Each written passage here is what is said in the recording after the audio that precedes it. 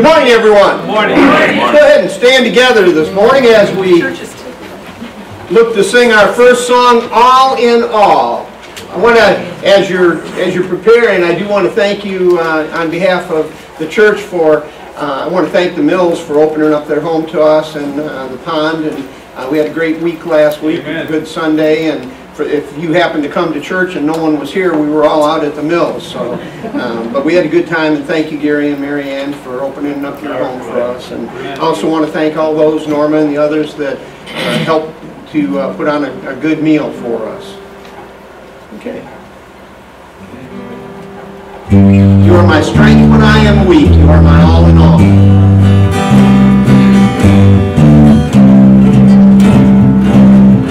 You are my strength when I am weak. You are the treasure that I see. You are my all in all. Seeking you as a precious tool, without my need of fool. You are my all in all. Jesus, Lamb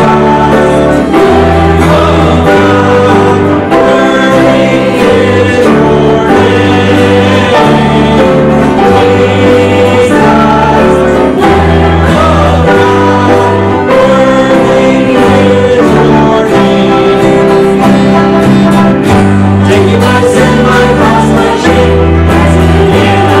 your name.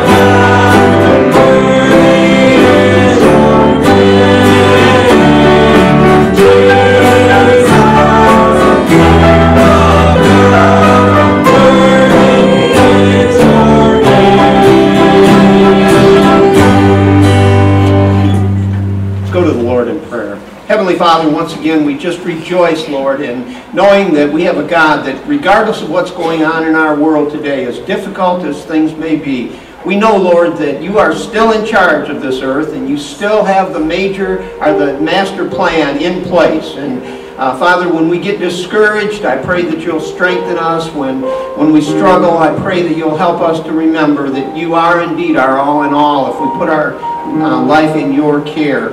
Father, we thank you for a place to worship today. We thank you, Lord, that we can feel your presence in this place. And we invite you now into the worship service. I pray, Lord, that everything that is said and done here today in some way will glorify the name of God and bless the name of Jesus Christ. In his name we say this. Amen. Amen. Just real quick, we do have a few visitors, so make sure you make them welcome today, church, and don't wander off without saying hi to them and telling them that you appreciate them coming. We do have at the conclusion of the regular service, we have a brief ordination service for Brother David Lawless. We're going to ordain him officially this morning, so you'll have to, when you talk to him from this point on, refer to him as Rev. All right. Dusty, if you'll come, please.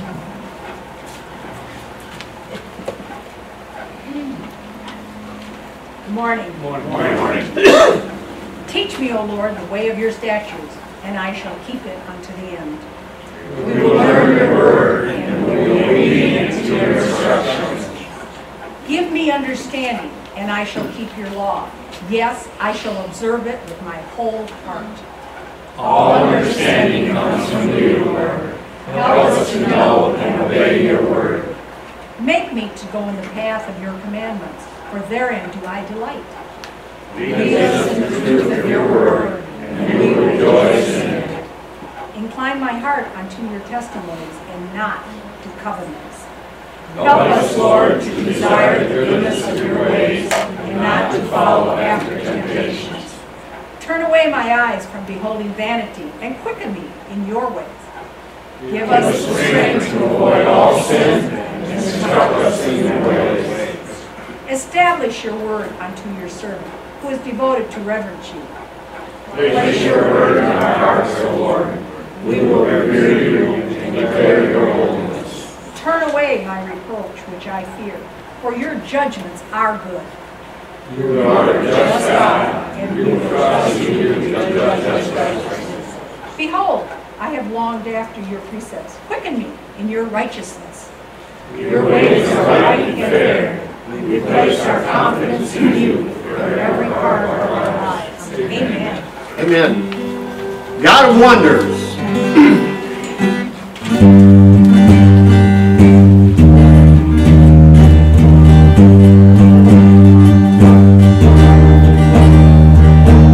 Lord of all creation, of water, earth, and sky, the heavens are your tabernacle. Glory to the Lord on high. God of wonders, God our majesty. You are holy, holy. The universe declares your majesty. You are holy, holy. Lord of heaven and earth. Lord of heaven and earth. Early in the morning,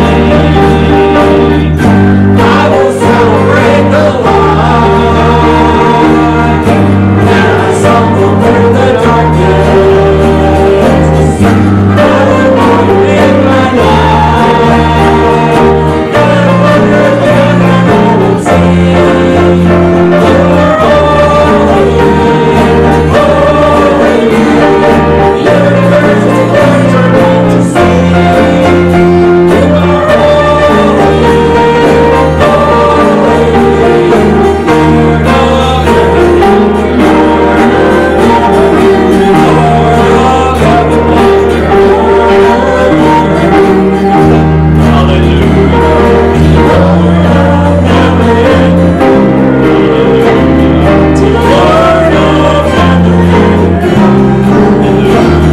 Lord of heaven and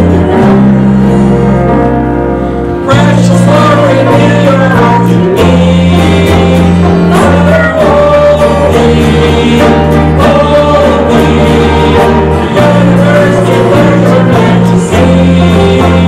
You are holy, holy. Lord of heaven and earth. Lord of heaven and earth. Lord of heaven and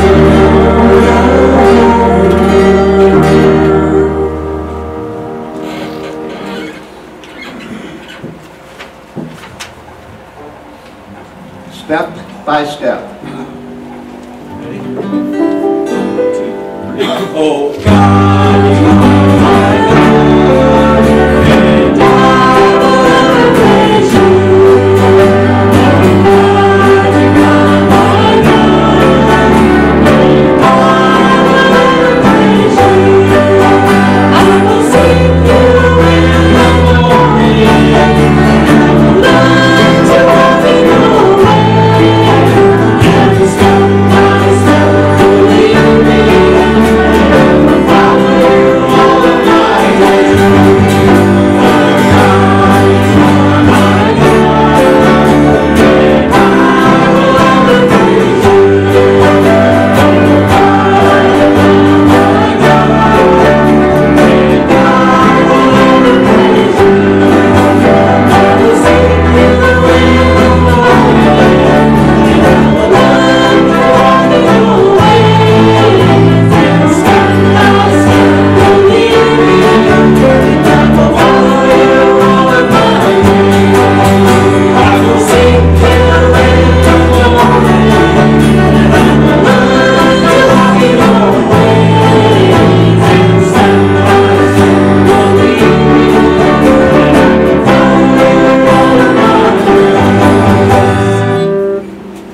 Congregation, please be seated as you make your preparation for the offering. I'll ask if our ushers will come forward at this time.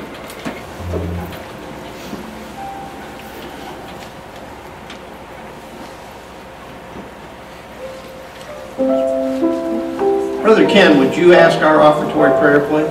Dear Heavenly Father, we thank you for another beautiful day. You could be with each and every one of us that are here. Continue to be with us, Lord. Continue to love us. Continue to walk in our ways. Amen.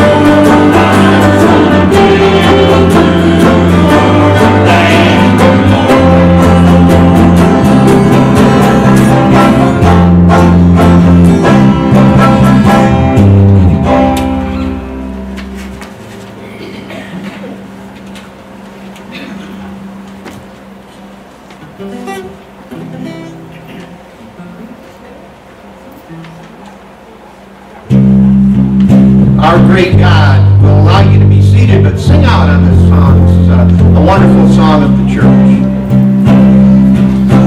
Eternal God of teaching, mysterious and unknown, alone the soul of living, and grace and mercy shown. By seraphim in endless light, around your glorious throne.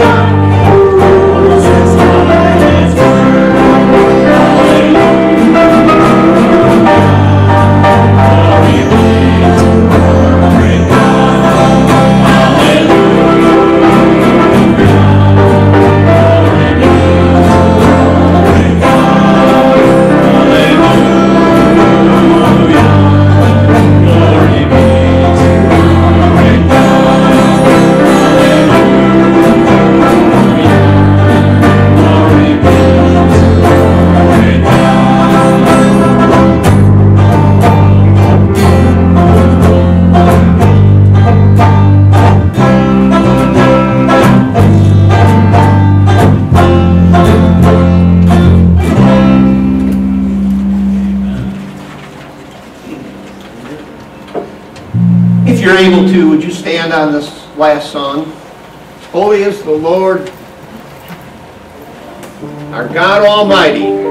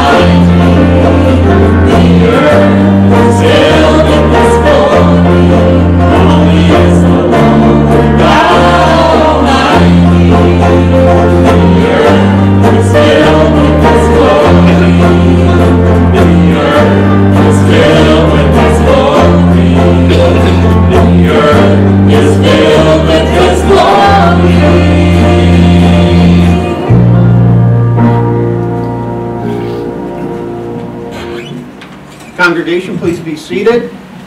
Children's Church, you are dismissed at this time.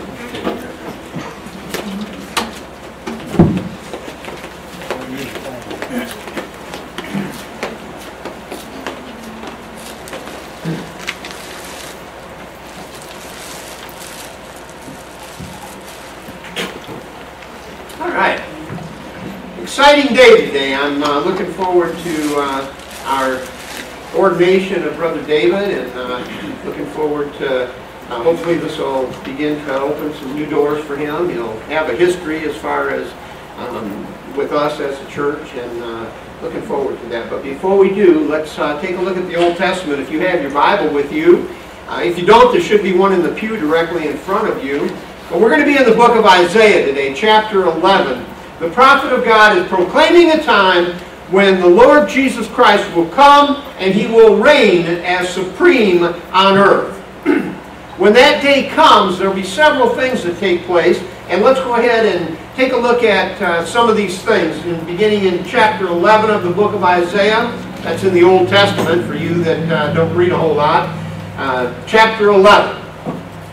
And there shall come forth a rod out of the stem of Jesse, and a branch shall grow out of his roots.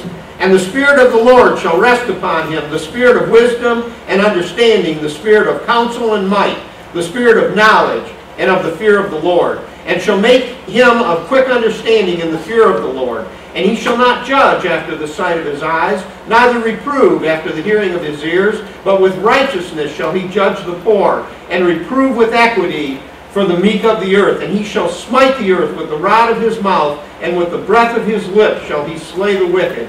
And righteousness shall be the girdle of his loins, and faithfulness the girdle of his reins. The wolf also shall dwell with the lamb, and the leopard shall lie down with the kid, and the calf and the young lion and the fatling together, and a little child shall lead them. And the cow and the bear shall feed, their young ones shall lie down together, and the lion shall eat straw like the ox. And the suckling child shall play on the hole of an asp, and the weaned child shall put his hand on the cockatrice's den. And they shall not hurt nor destroy in all my holy mountain, for the earth shall be full of the knowledge of the Lord, as the waters cover the sea. And in that day there shall be a root of Jesse, which shall stand for an ensign for the people. To it shall the Gentiles seek, and his rest shall be glorious. Take a moment and let's go to the Lord in prayer, please. Heavenly Father, we look forward to that time, Lord, the time of the millennium. Father, we've got some rough days ahead to get us to that point, but because we have faith in you as your people, we know that you're going to be able to deliver us. Lord, you said in your word, talking about the time of the tribulation, that if the days weren't shortened, that it would be even difficult for the very elect to make it through. But you told us, Lord, praise God, that you are going to shorten those days, and we thank you for that today. In Jesus' blessed name, amen. A rod or a branch of the house and the lineage of David shall grow. That rod is Jesus. And we know that he was of the lineage of David, of course, on his mother's side. Verse 2, the Holy Spirit will rest upon him. He shall have wisdom and understanding, and the spirit of good counsel and might, and the spirit of knowledge and of reverence to and for his Father God. Verse 3, he shall at a young age have spiritual understanding in the fear of the Lord. And he shall not judge after the sight of his eyes, neither reprove after the hearing of his ears. Notice, Jesus does not judge according to physical things. That's what this verse is telling us. But he looks on the heart. The condition of the heart is what he's concerned about. Verse 4, but with righteousness he shall judge. And that word judge there, we talked about that before. It's the Hebrew word shaphat. And it has an interesting meaning because it has both vindicate and judgment or punishment in its title. So it can be to govern or to litigate. So it can be either good or bad depending on you. He will judge you according to your righteousness or the lack thereof. You with me so far, church? Amen. All right. Jesus has no political affiliation. He does not distinguish between social status. He judges according to righteousness. But he will also make sure that everyone is treated equal. That's important for us to know. Not according to how much money we have, but according to how much righteousness we have. Still in verse 4, he will reprove those who wrongly judge the poor, and he will provide equity or equality for the meek of the earth with fairness to all people. He will smite the earth with the rod of his mouth, that is, his very words, and with the breath of his lips, he shall slay the wicked. I really like verse 5. And righteousness shall be the girdle of his loins, and faithfulness the girdle of his reins. Now, the idea of a girdle, when a soldier was preparing to go into battle, they would wrap themselves with a cloth so that they didn't have anything bulky hanging on them. So they would put a sash around them and tie the sash. And that's the idea here. Jesus is wrapped up in righteousness for the job that he has ahead. Verses 6 through 10. When Jesus returns to rule the earth in his righteousness, he will bring with him peace. Now that's important to us today because there's very little peace in this world. Amen. Praise God, he's going to bring it with him when he comes. This peace will be unlike any other peace that the world has ever seen since the Garden of Eden. The animals will not hunt, they'll not kill one another, and the dread of the animals for mankind. And as you know, animals have a dread for us. Even a grizzly bear, if you're out in the woods, unless there's some litigating circumstances, the grizzly bear will run away from you. They don't want anything to do with us. That's because God placed a dread over all the animals. That's why you can't go out in your yard and feed the squirrel until he gets used to you. That's why you can't go out in the yard and reach out and touch a bird. They have the dread of mankind on them. But in that day, that'll all be gone. The peace will prevail. Peace in nature and peace in spirit will prevail. Amen. Man, that's good. I like that. Verse 6, the wolf shall dwell with the lamb, and the leopard will lie down with the kid of a goat, and the calf, and the young lion, and the fatling, that's a nursing animal, will lie down together, and a young child shall lead them. The cow and the bear shall feed, and their young ones shall lie down together, and the lion will eat straw like an ox. Verse 8, and the suckling child, the little baby, will play on the den of a cobra, and the weaned child, a little 2 or 3 year old, they'll go out and put their hand in a viper's den, in a hole where there's a cockatrice or a viper living, and there won't be any problems for them. There will be total peace in nature in that day. Now let me add here, we've got some things to go through before we get to that point, folks. You need to understand that. It doesn't just all of a sudden we go from this life into that time of peace. There's some things that are going to get worse for us, and that's where our faith kicks in, and that's where our trust in the Lord Jesus Christ comes. So you can have peace every day of your life, regardless of your circumstances. You with me? Who has peace this morning? Praise God. All right. You should all have peace. The peace that passes understanding should be in your heart. There was peace in all nature during the Garden of Eden, and then briefly leading up to the flood. God had created a peace. That's why the animals could all get on the ark together. There was God's peace that surrounded them. When Jesus returns, the peace that is now temporary is going to be permanent. Verse 9, not only will the natural world be at peace, but even mankind will put away our violence. Now that's a big deal. They shall not hurt or destroy in my holy mountain, for the earth shall be full of the knowledge of the Lord as the waters cover the sea. In that day, when the Lord returns, all things, man and nature, will understand the peace of the Lord. And the laws of nature aren't going to really be changed. They're just going to be returned to what they originally was. So when Jesus returns, things are going to revert back to that perfect time. We as a world have created a very hostile environment for us to live in.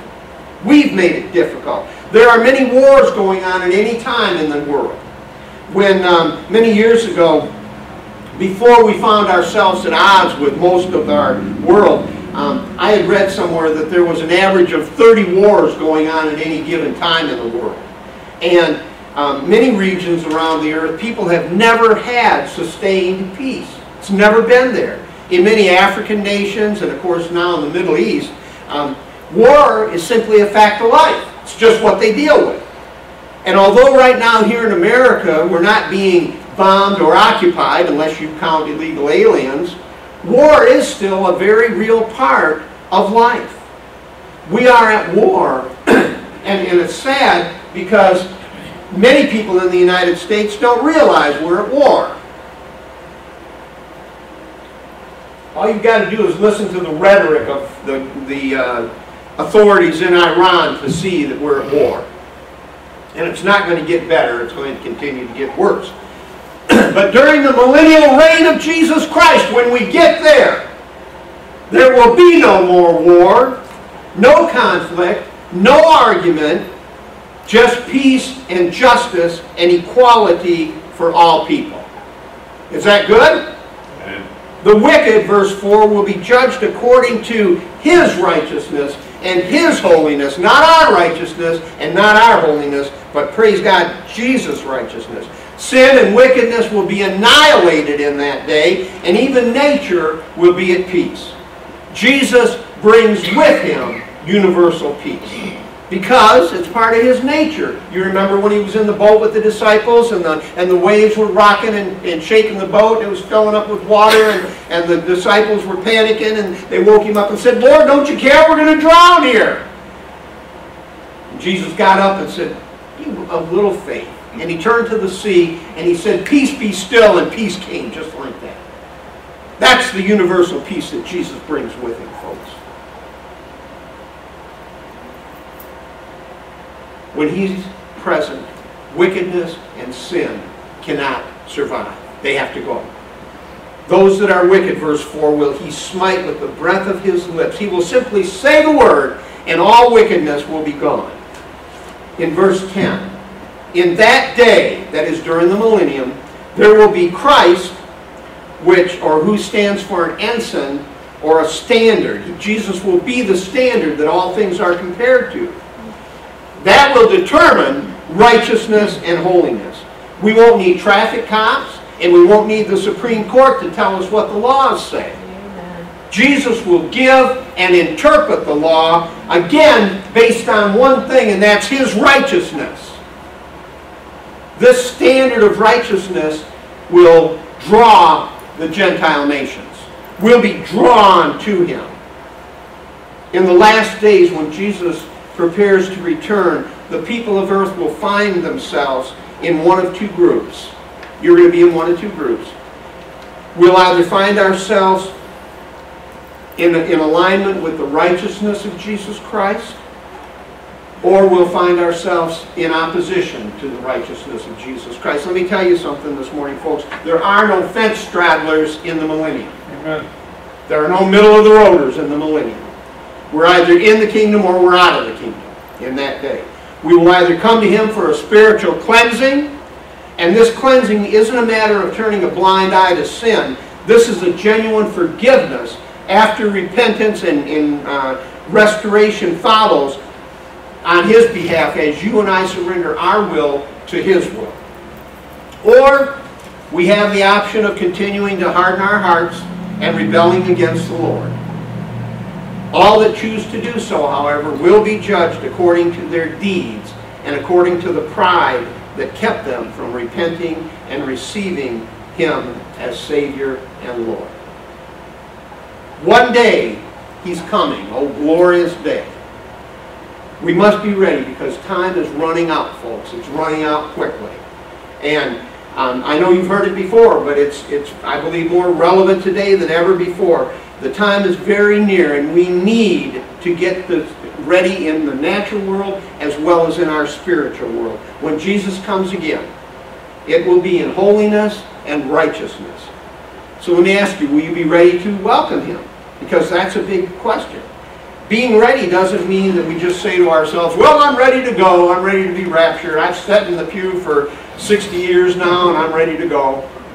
Being ready means that we're ready to meet Jesus because we're living our lives in such a way that when we stand before him, there won't be much work for him to do. Did you get that? Amen. When we stand before him, the change that takes place won't be radical because we're already living our lives in righteousness and holiness. We've already put away the sinful thoughts, the words, the deeds, those things that hinder us from having the type of relationship with the Lord that he requires of us. He doesn't desire it, he requires it. The relationship with him that we should desire or be longing for in our lives. This world has turned its back on its Creator God. All you have to do is watch the news for a little while and you'll see that that's true. God will not remain silent forever. Amen. Right now this world is continuing to promote every kind of sin imaginable, and God told us through his word what he expects of us and what's going to happen if we refuse to accept the things that he's told us. And we're talking about the people of God now, folks. We're not talking about just the heathens. We're talking about the people of God. But we're talking about both Jew and Gentile. We that call ourselves Christians and also this world. This world that passes laws promoting gross and perverted sin as being normal and acceptable, all the while they curse God. Isaiah wrote this warning back in 740 BC. So a lot of time has passed since then, but it's as relevant as it ever was. He didn't know when the root of Jesse, who was King David's daddy, Jesse, that's where that came from, would set up his earthly reign. But Isaiah did tell people what God had shown him, and he immediately began preparing his life as soon as he heard the word from God for that coming time. Folks, listen this morning. All the signs indicate, and the teachings of Jesus, the prophecy of the Old Testament prophets, the Holy Spirit is telling his people today, he's speaking to our hearts, and he's telling us that time is drawing down. It won't be long. Many well-respected Bible teachers, and if you listen at all to any of them, they're telling us that all the ducks are in a row. Things are ready to go now. There is nothing preventing the tribulation from taking place. I used to teach that something major would have to happen in America before the tribulation could take place, because the word says that when the Arab nations attack Israel, no one comes to their aid. Well, up until just recently, no one would dare attack Israel. Why? Because America stood by her side. This administration, and I'm not talking politics, I'm talking about spirituality, has all but turned its back on Israel. And when that took place, the door was wide open for the tribulation to begin. When we severed our ties with God's people, the stage is set for war to begin in Israel. You watch the news, and eventually you'll see more and more aggravation and aggression by the Muslim nations, and they're going to go into Israel. When Jerusalem is given away, taken back from the Jews and given to the Muslim world, that will be the full blow of the tribulation taking process. That will be prophecy coming through. So how do we get ready for this dreaded time? The first step is getting spiritually prepared. Storing up food, water, medical supplies, gold, silver, and toilet paper are all important things for us to do. But until we get spiritually stored up, spiritually prepared, none of the rest of it matters at all. Amen. The Bible tells us that men's heart will fail them for fear in those days. But if you're spiritually ready, you won't be afraid. All these things foretold by the prophets of God will, may not, but will take place. Everything written in God's Word is going to happen. So those things that we say, well, that's a long ways off, it may be. It may be a long ways off. But it also may be this week. The stage is set. We need to be ready. And it all comes down to being ready spiritually. Are you ready? That's the question that I have to ask. Do you have a close personal relationship with Jesus Christ? Because that's what matters. The religion, that doesn't matter. What matters is what your heart's telling you as far as your relationship with Jesus Christ. For many years, the churches have been bickering and fighting and going back and forth because this church believes this church believes this, and we can't find any common ground. Well, the common ground is at the foot of the cross, folks, and we need to understand that today. All the things foretold by the prophets of God are going to take place. Do you have a close personal relationship with God? I'll ask if the band will come this morning. When He returns to judge the righteousness of this world, will you be able to stand and look at Him and say, "Thank you, Lord, for fulfilling your promise to me, that if I remain righteous, that you will deliver me from the wrath of the world to come"? If you're not there yet, the altar is open this morning. If you're not ready, if you don't have that righteousness and holiness that Jesus brings, our demands from us, then you need to come and get that taken care of this morning. Would you stand with us, please?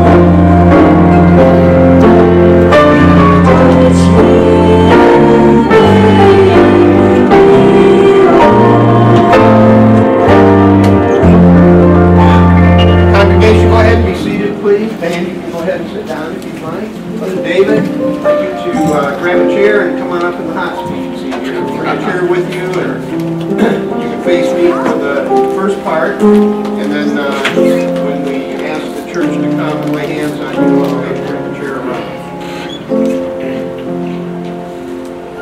David's been with us for quite a while now. David has answered the call of the Lord to follow him in the ministry. He has asked that we set him aside, that we ordain him for as the office of minister. And this morning we're going to take this opportunity to do so. I'm going to read a few things here. This is a brief service, but that doesn't take away from the gravity of it. It's important for us to understand. So, the ministerial office is, therefore, one of the great, important, and dignified offices. It imposes weighty responsibilities and demands earnest, arduous, and self-sacrificing labor. In assuming its duty, one becomes a steward of the mysteries of God and obligates himself to dispense them as a faithful and wise servant who must give an account of his stewardship. He becomes an ambassador for Christ, to plead with men in Christ's stead, to become reconciled to God. And if he would not bring, merited condemnation upon himself, he must exert his powers unto the utmost to represent Christ worthily. Although his office is most honorable and exalted, the minister of Christ should not exalt himself. He should ever bear in mind that the divine master whom he represents made himself of no reputation. He took upon him the form of a servant, humbled himself, and became obedient to death in service, and that the servant should be as his master. He should perform the duties of this high office with the humility that is born of love, that is itself swallowed up and lost in love. The love of God and his fellow man, triumphing over every selfish consideration and banishing all thought of self, and it should lead him to live as the servant of servants among men, and contentedly take the lowest place and perform the humblest service and bear the heaviest burden, if therefore he can win them from sin and death to righteousness and life. The church needs men of faith and zeal and Christ-like spirit to enter this sacred ministry and consecrate their lives to its labor of love. Christ calls for such men to preach his gospel and carry out his divine mission. Now, David, I'm going to ask if you repeat after me. You've heard what I've just read, and if you are in agreement with that, I want you to repeat after me. I respond to that call. I respond to that call. And desire to be formally ordained to that work. And desire to formally be ordained to that work. Have you, Brother Dave, thoughtfully and prayerfully considered the duties and responsibilities, duly estimated the arduousness of the labor it imposes, and contemplated the sacrifices it may call upon you to make? I have.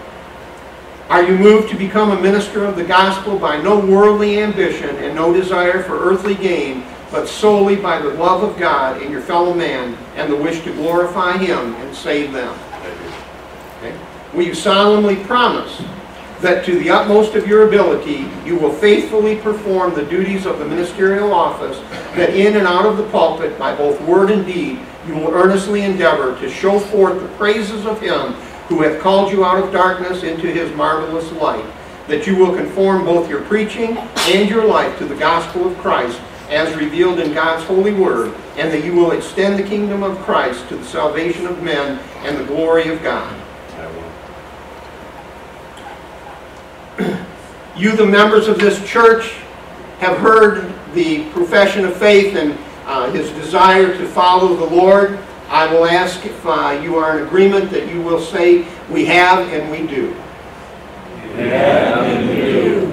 Are you satisfied that he will be a worthy messenger and representative of the Lord Jesus Christ, and that he should be ordained to preach the gospel? Yes. Okay. All right. Let us pray. Heavenly Father, right now I ask that you will allow your Spirit to descend on Brother David Lawless. I pray, Lord, that you'll touch him today. I pray, Lord, that his ministry will be fruitful, that you will open many, many doors for him, both here and wherever you lead him, Lord. I pray today that you'll give him courage and boldness to be able to do the work of the ministry, and to understand, Lord, that Sometimes the rewards are minimal, but always the initial rewards are minimal, but the eternal rewards are out of this world. Thank you today for his devotion and his dedication to you. And I just thank you in Jesus' name. Amen. I'm going to ask if the ordained of the church will come forward now. David, if you'll turn your chair around, please.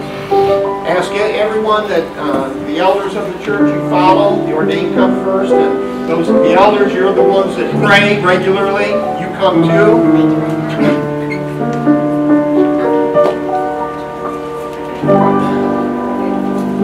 As close as you can, and put your hands on him if you will. Everybody gather around here. We have plenty of room.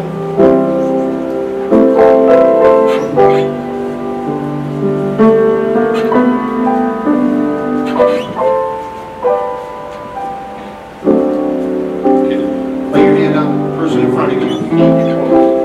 All right, David, I anoint you as a minister of the gospel of Jesus Christ, and I commend you to his work. We set you aside at this time to be a minister of the Holy Word of God. Brother Lee, would you bless what's going on here today? Lord, we thank you for Brother David Collins, first gift, Father. We honor him today. Father, we know you have great things for him.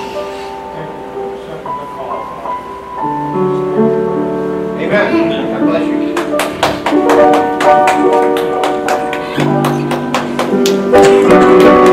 Now, traditionally, what we do at an ordination is we allow the candidate to go ahead and bring his message. And so at this time, I'm kidding, we're not going to do that today, but we'll give him an opportunity a little bit later on to bring his initial message. We have a deal, so we'll do that somewhere down the line. Get this one taken care of. I do present to you Reverend David Wallace.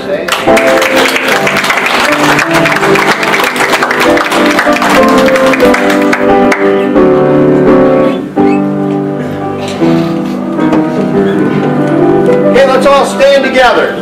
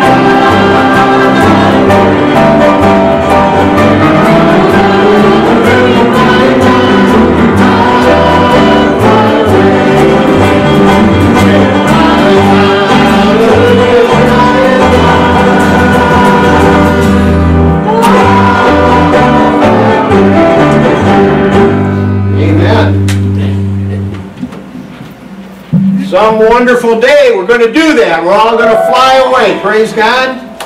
Brother David, Reverend David, would you dismiss us this morning, please?